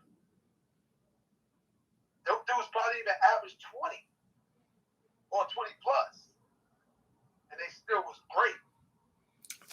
They can get 15 and 10 assists, and they're gonna win. And still go to the ACC or Big East. Yeah, we can't do that. You know what I mean? Like, we can't do that. Yeah, it took the dip.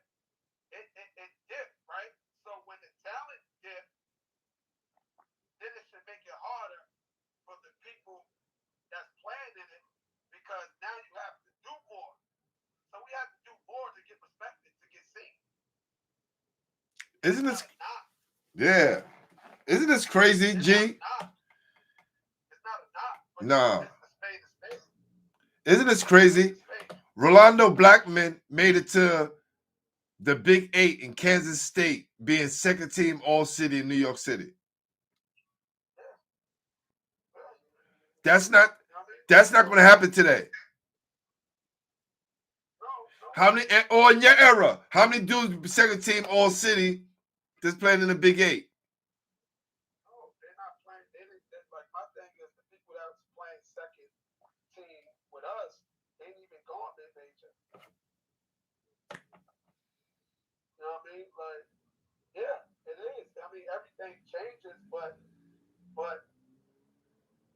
we could say the guards average less. Yeah, it was high majors. Nothing wrong with that.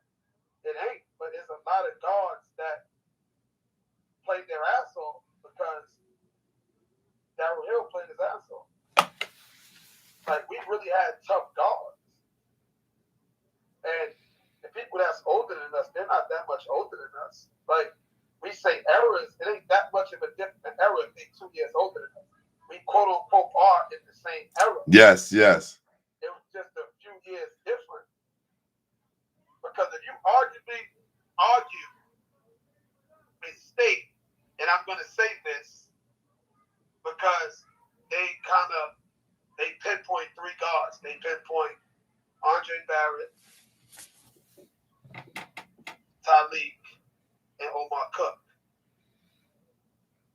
Now, what I'm about to say is me personally. I think that Sebastian, me, and Showtime is just as better, if not better. And they had to do more. You know what I mean? Like, yeah, 3-year gap ain't nothing. Like, I mean, like, yeah, we can say it is when you're in high school, but once you get out of high school and they out of high school, there's no 3-year gap. So you can't say you played in the era that I didn't play. We played in the same era. I played unlimited since I was 16 years old. And 30 at 16. At 16. Just like people ask the questions of who's better than who? Who's better than who? Right? If I shoot better than you, pass better than you, play better defense than you, how are you better than me? You're not better than me because of a career. That doesn't make you better. Everybody get lucky and have certain opportunities. A lot of people that's out here that was better than me that didn't get to play college basketball. Yes. Same here. So, yeah. Let's understand when people start talking about who's better than who. You better at what? Your career doesn't make you better. It doesn't. If you played me 15 times and I busted your ass 15 times, but you played somewhere else that I didn't play, you better than me? Like, you don't live life on that. Like, you can't say somebody's better because they won a championship and he didn't win a championship. It's not easy to win a championship. That's why everybody don't do it. You can't tell me all the people that won a championship is better than Carmelo Anthony. Listen, I have that conversation with people. Championship or check. Yeah. No, we're not asking about who's joined at the hip because me, Bashy, and Darryl Hill was all 1 year apart from each other. We're talking about talent-wise, mano y mano, grit, basketball savvy, shooting, defense. I'm taking y'all three. Just the weight. We're losing. That's what see this. What you just stated is the problem that we have. We have those problems. If I played 4 years of high school basketball and just went to prep school as a junior, I would have been a McDonald's All-American. Yes. I was the number 3 point guard in the country. So understand, giving you a McDonald's stamp doesn't mean anything. Majestic Matt was a McDonald's All-American. Rice King was an All-American. McDonald's. Talk that talk. Hold on. Let's back up. Because we talking about King Rice. That's my era. I seen Antoine Lewis wash him from beginning to end and make him look like he didn't even belong to Antoine Lewis level. He still went to North Carolina. He still was Mr. Basketball in New York State and got to play in the McDonald's All-American game. But does it make him better than Antoine Lewis? No, that's what I'm saying. I'm not saying Omar, Dre versus and Talik versus us three, but I'm telling you is that that's the three that's mentioned all the time with them. Yes. I would mention that three with my era or with my class or whatever you want to say. That's the three that I'm speaking upon. You know what I mean? Like, because people like to say Gary versus Sebastian. Well, where is Darryl Hill? He was that nice. You know what I mean? Like, so that's what I'm saying. Speak those three. If you want to speak, don't speak two. Speak three. That's what I'm saying. Speak three. Because if we're just talking basketball, I'm picking me. Whoever team I'm me. I'm just being honest. None of those three is doing any, like, no. So therefore, that's what I'm saying. Speak those three. Don't just speak two. So that's all. And is that the public school guys and versus the Catholic school guys?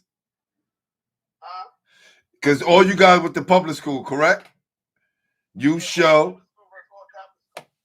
There you go. Yes. Yes. Wow. Well, brother, I'm going to promote this. And when I put it back out, put up, a couple of different segments so people can understand and realize, that G. Erv definitely one of the best in New York City history, man. And I'm not just saying this because you weren't here, because I watched it from beginning to the end. I appreciate that. And I'm getting those games put on disc. So on DVDs, I'm trying to find out how I can get it done right now. And I'm going to send that your way. Please. I'm going to get it to New York City point guards too. Definitely. You know what I mean? But, definitely. Y'all want to wrap up this real quick before I get you out of here? Top 5 MCs.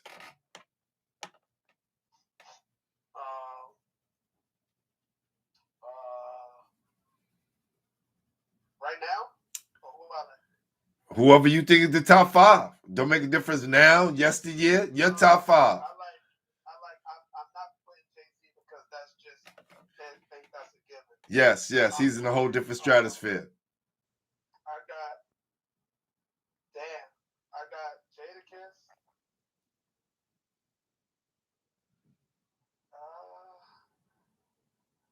I got Fab.